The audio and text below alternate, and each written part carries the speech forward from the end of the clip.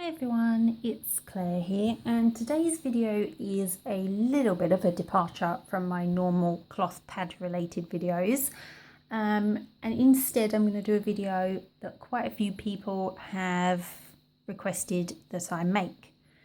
So today I'm going to be talking about endometriosis, a little bit of background on what it is, but obviously if you want to know more, check out Endometriosis UK. They have some great resources and there's quite a few good websites out there.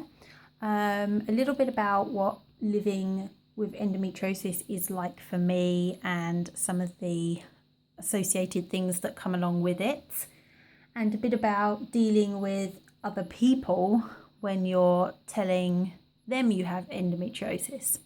So let's start with a little bit about what it is. Basically, in your average woman, she has endometrial tissue lining cells within the uterus area that builds up in there over the month. Then if an egg's not fertilized and implanted, then that comes away as a period. Now, in someone with endometriosis, basically these endometrial cells start to migrate and grow in different parts of the body. So it might be on your ovaries, in between the muscles along the walls of the vagina, your tailbone, your back, your bladder, your bowel, pretty much all different organs within the body.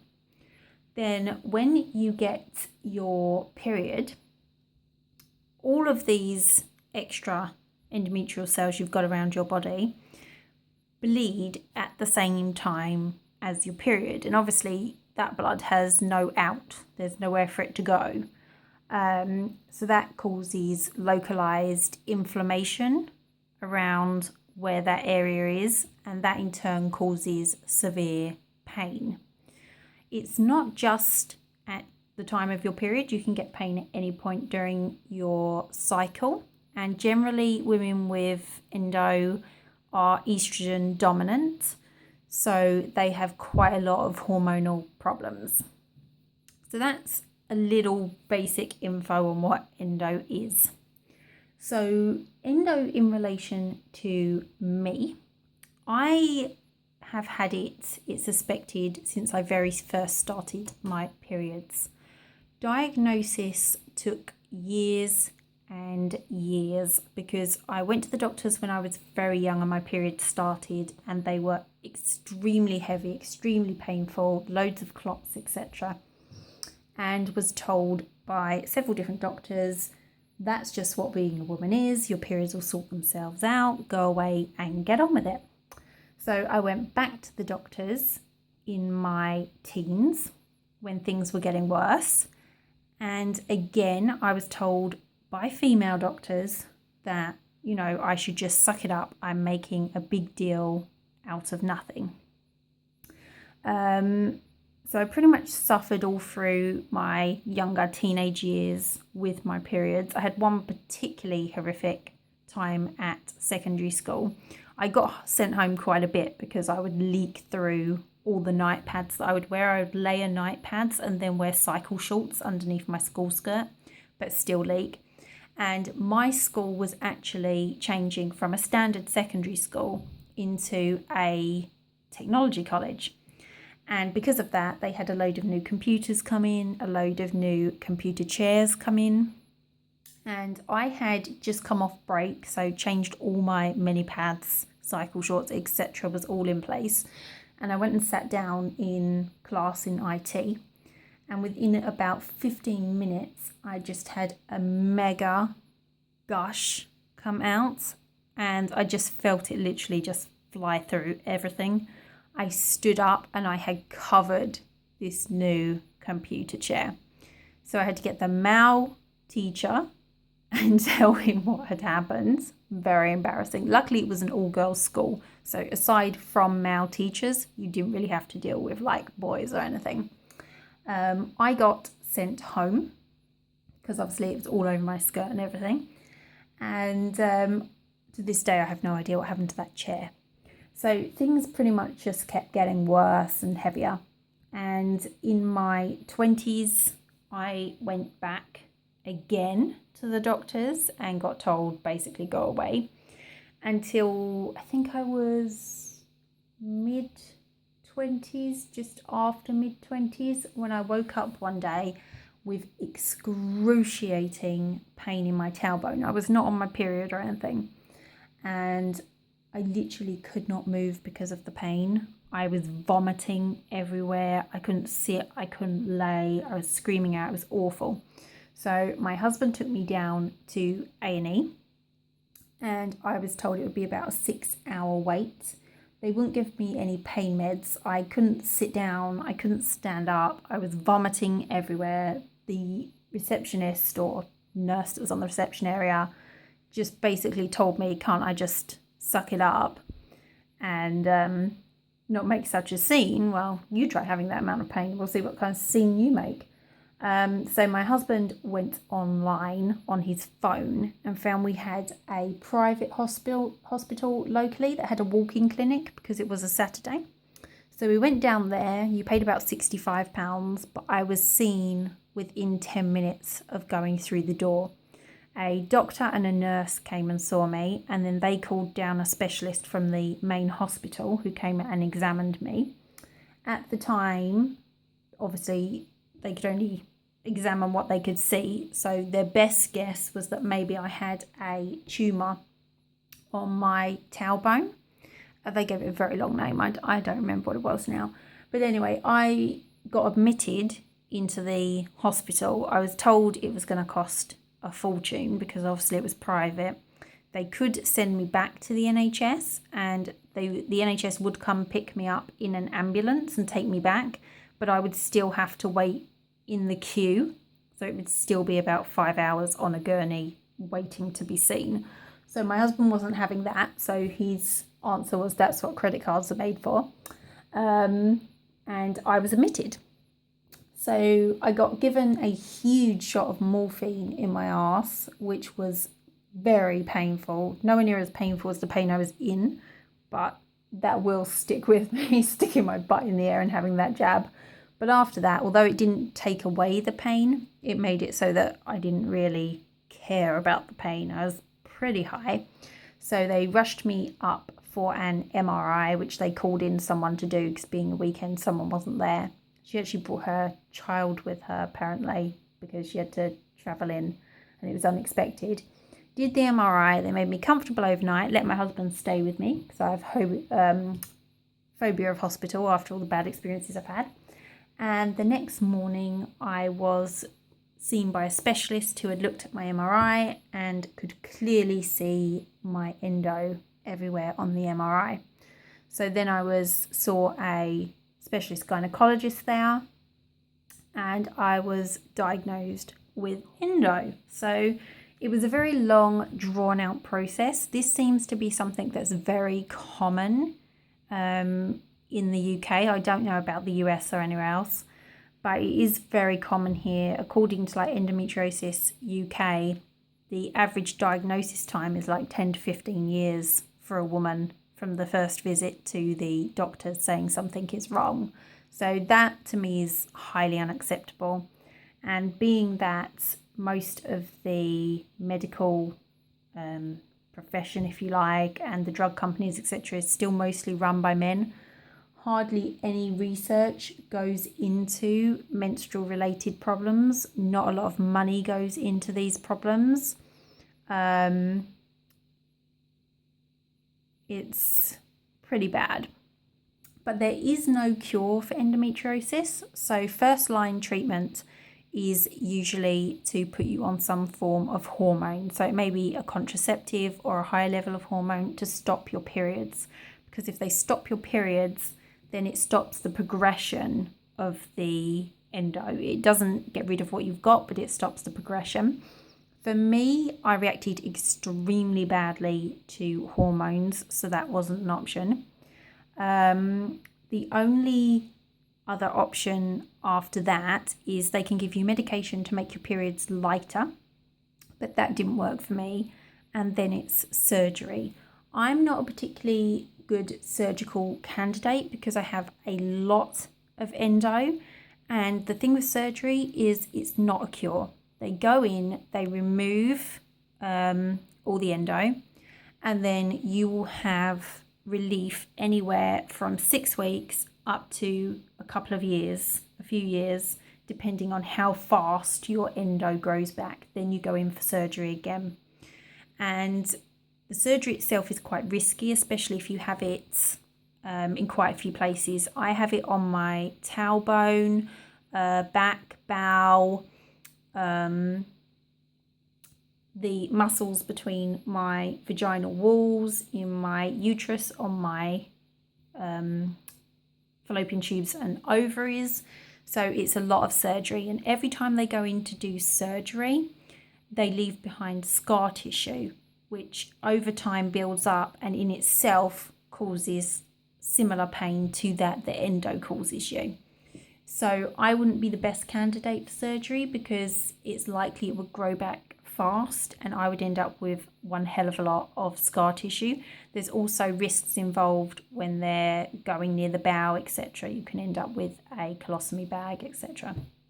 So for me, surgery is not a good option. That's not to say that it's not a great option for some people, because the amount of pain you have isn't always dictated by the amount of endo. Someone with a very small patch of endo can have the same amount of pain as someone with loads of endo because of the placement of their endo. So if you've got a small amount of endo, that's usually when you're a really good candidate for surgery, and they can take that away and it's likely to be slow growing back. So I'm not against surgery by any means, but for me it's not a great option. So with my endo, basically the way my cycle or my month goes is that when I am not bleeding, then I get problems with my back and my tailbone. Walking can become problematic. When I lead up to ovulation, I will often get endo breakthrough bleeding, not your normal ovulation spotting for like a day. I can get anywhere from like 5 days to a couple of weeks of spotting around that period of time, including cramping, bloating, pain, constipation, diarrhea. It varies depending on each cycle, really. I also get severe hormonal migraines around the time of ovulation, which is something people with endo are more prone to. Then leading up to my period, about a week before, I will start to get cramping, bloating, back problems, tailbone problems, severe menstrual migraine, constipation, until eventually I come on my period. Then from the moment my period starts, I get cramps that make you wish you were dead.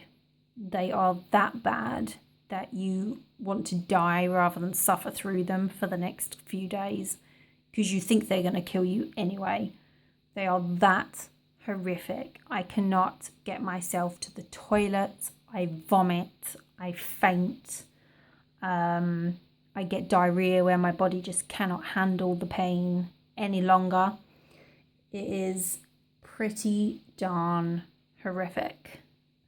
Once the cramps eventually wear off, and it's not that I'm not medicated during those cramps, because people say, well, why don't you take an ibuprofen? I take prescription painkillers alongside full dose naproxen, and at most that makes it so that I can get myself to the toilet. It does not take the cramps away at all.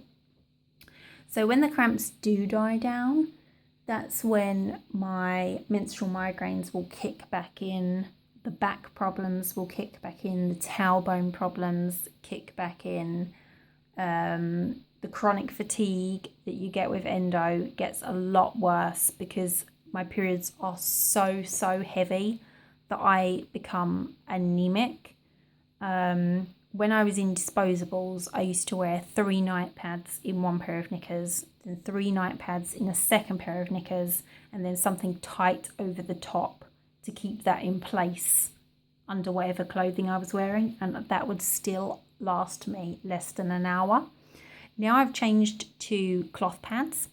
I am more in control of what core I have. I have postpartum level absorbency in my pads, and most of them are 16 inches plus, so I have loads of coverage.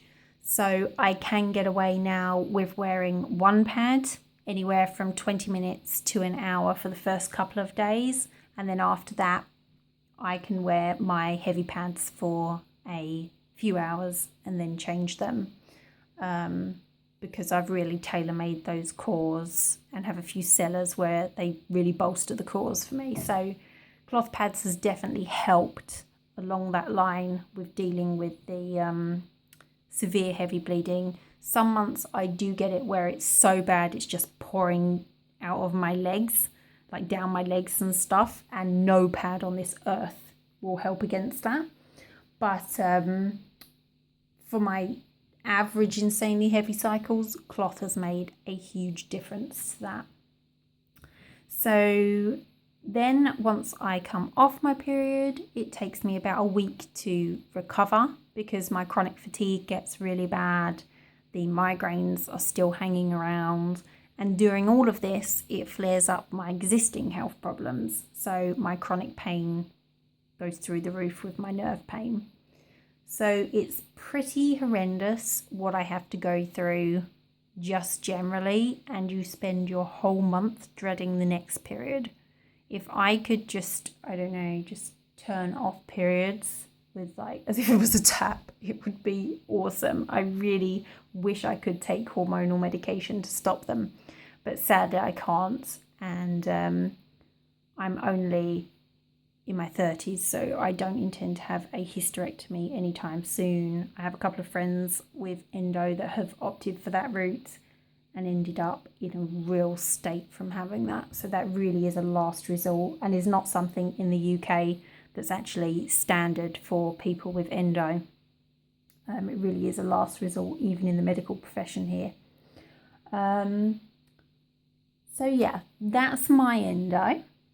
Then there is dealing with other people when it comes to endo and telling people you have endo, family members, friends, etc.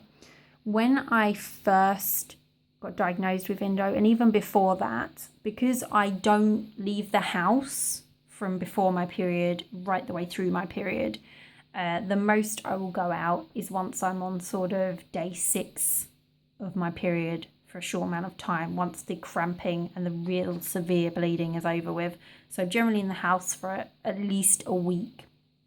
So I can't arrange or do things during that time. And you would think that other women would be able to understand, but women can really be the worst. I have to say, female doctors, I mean, don't even go there on female doctors. Most of the ones I've met, horrific. They come out with the most awful comments, tell you to suck it up. They are just, I could seriously go into like a swearing montage right now, but I'm not going to.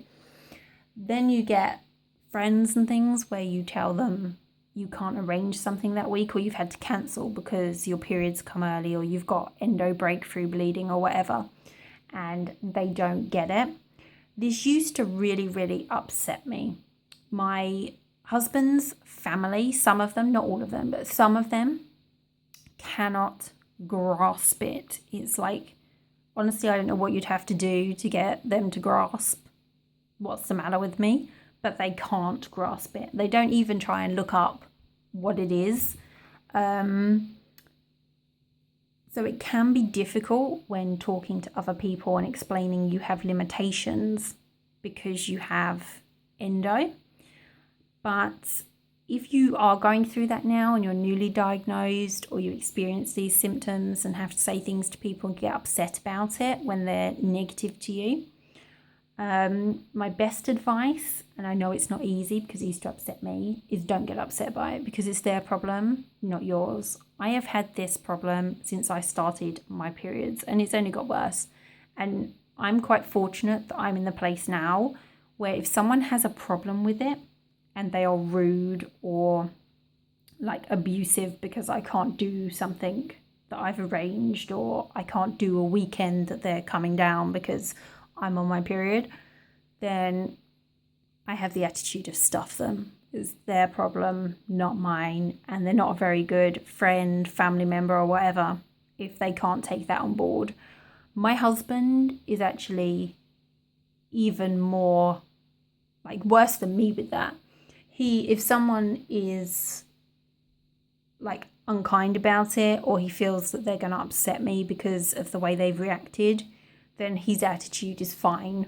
We won't see them, or we'll see them the very small majority that we really have to, and that's it. He will just cut them out. When we first got together, he had a couple of friends that if he had to cancel coming out because I was really unwell and he'd rather stay with me, then they would send him like really abusive text messages about not coming out, etc. And he just cut them out. He has no tolerance for it whatsoever. And he says it's because he actually sees what I go through and it's a living hell. So they can just stuff it. So the best attitude to have is really just know your real friends and the family members that do accept it and are supportive of you, and stick with that.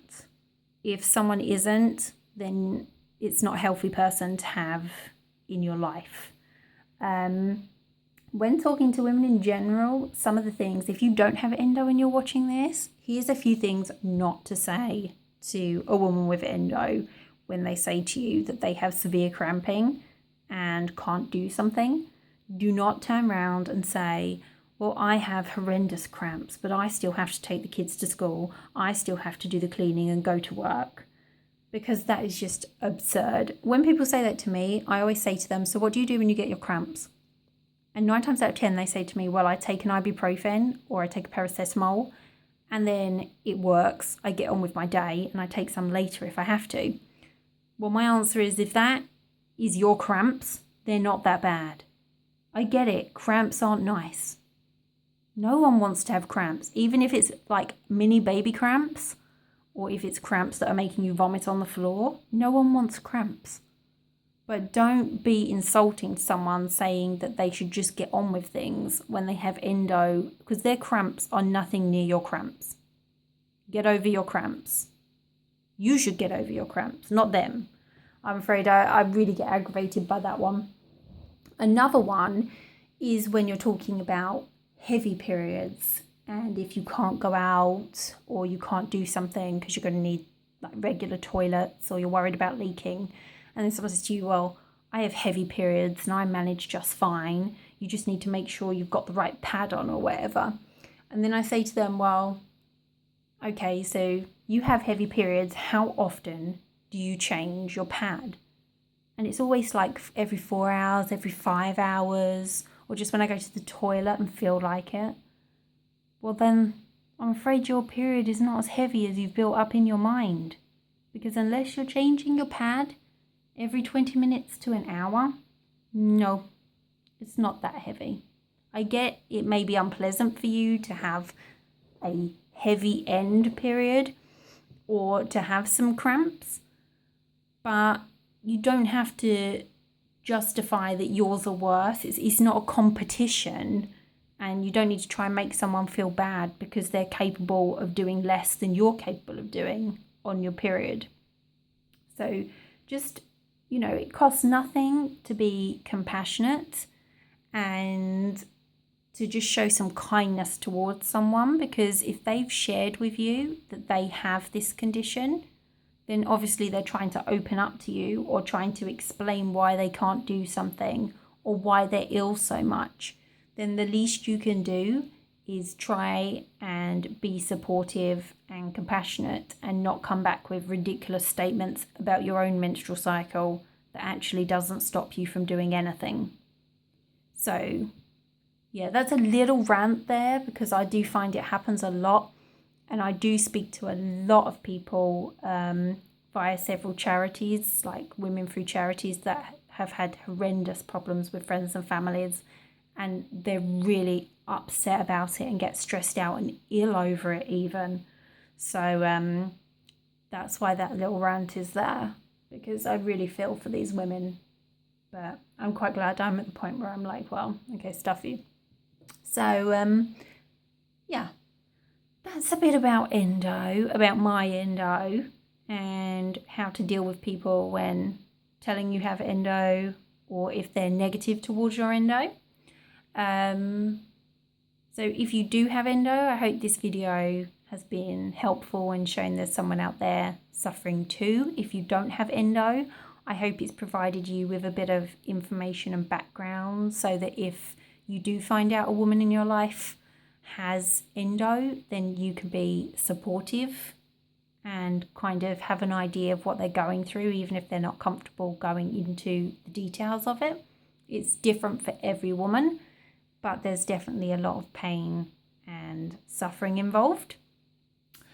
I often get asked, what am I doing about my endo then? So I've tried lots of alternative therapies, reflexology, acupuncture. None of it's actually worked for me.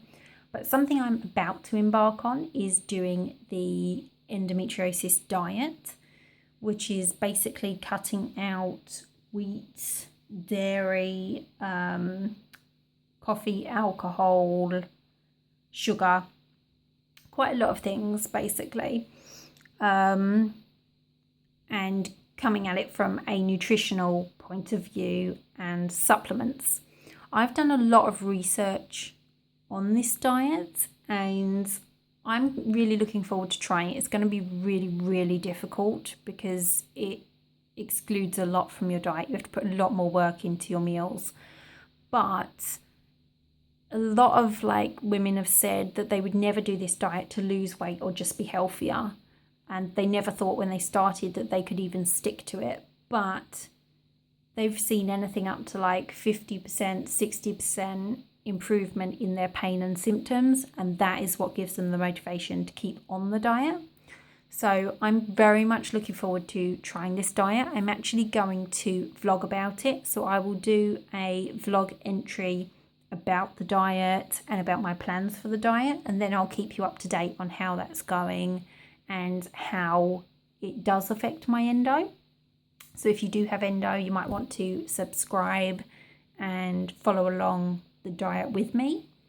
So that's really where I'm headed at the moment, is really coming from a natural nutritional point of view. There is scientific evidence to support that working for endo, which I like. I don't like all these fantastical claims online of, oh, try this treatment, or I put this electrode here and suddenly I was cured. I don't like that. I like there to be some studies and some really good research in it, and for the testimonials not to be my endo was cured after 4 weeks of no sugar or something. I can't stand stuff like that.